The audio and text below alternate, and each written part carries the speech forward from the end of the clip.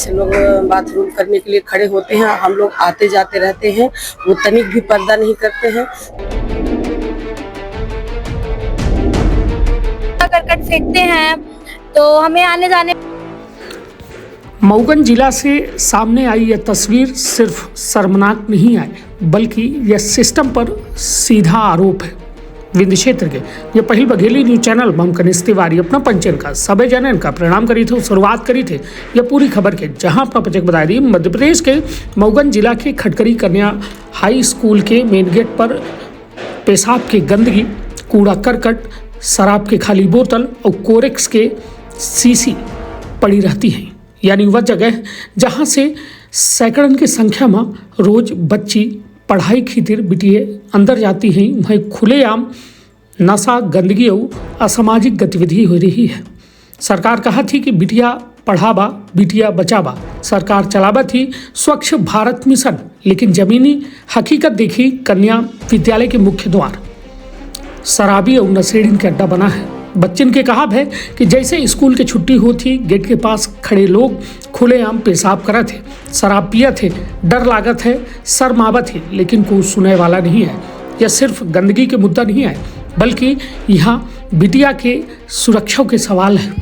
विद्यालय प्रबंधन कई बार शिकायत कर चुका है, ग्राम पंचायत के द्वारा मुद्दा उठावा गया है, लेकिन हालात जस के तस बने हैं। गंदगी वह है, नशेड़िन के जमावड़ा वहीं बना है।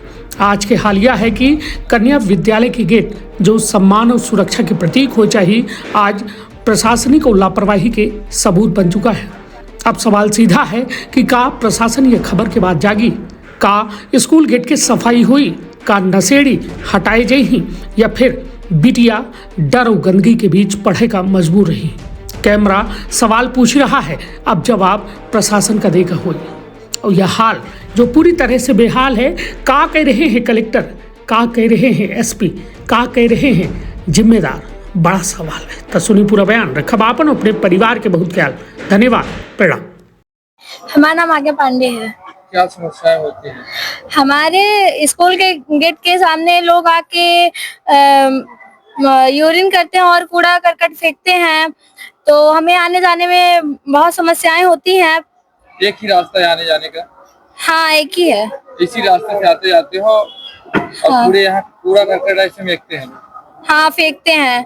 और अगर हम लोग कहीं बाहर भी जा रहे हैं तो कई लोग शर्माते भी नहीं हैं, खड़े रहते हैं वहीं पे। मतलब हम लोग को लौटना पड़ता है वहां से। आप लोगों की क्या मांगे हैं? इसे साफ किया जाए, है ना?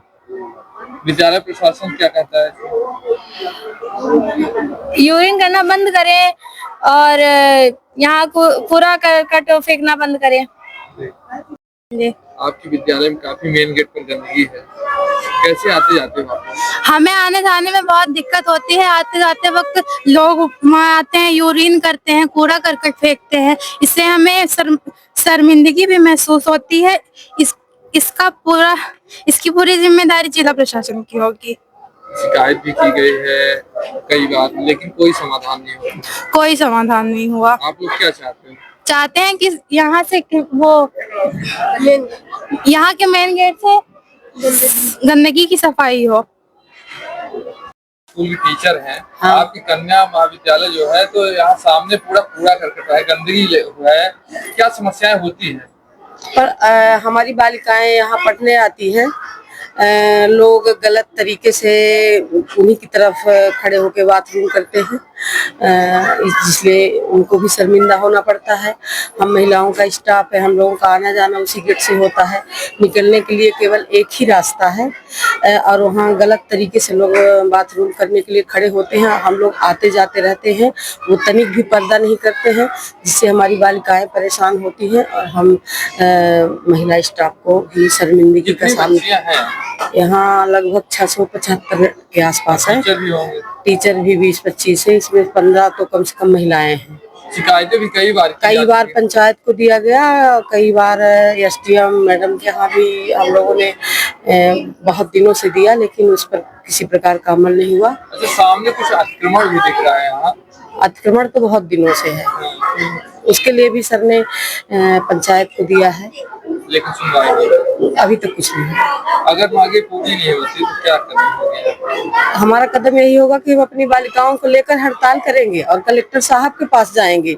इस तरह की अश्लील हरकतें जो लोग आकर यहाँ करते हैं वो इस तरह के ना करें और यहाँ बाथरूम करना बंद करें। हम लोगों को शर्मा के लौटना पड़ता है।